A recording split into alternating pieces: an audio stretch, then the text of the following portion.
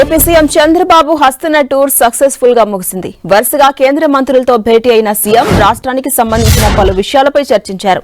రాత్రి అమిత్ షాతో సమావేశమైన CM AP ప్రాజెక్టుల పురోగతిపై చర్చించారు. అలాగే పెట్టుబడుల సమ్మిట్ గురించి వివరించారు.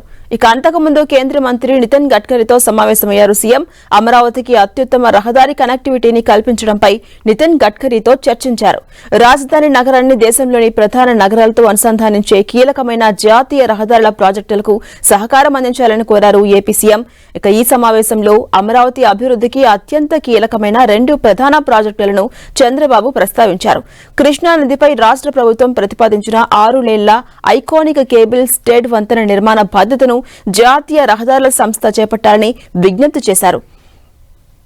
మూలపాడు వద్ద తలపెట్టిన ఈ వంతెన అమరావతిని 3 కీలక జాతీయ రహదారులతో అనుసంధానిస్తున్నామని వివరించారు. అలాగే హైదరాబాద్ నుంచి అమరావతి వరకు ప్రతిపాదించిన గ్రీన్ ఫీల్డ్ హైవే గురించి సీఎం చంద్రబాబు చర్చించారు.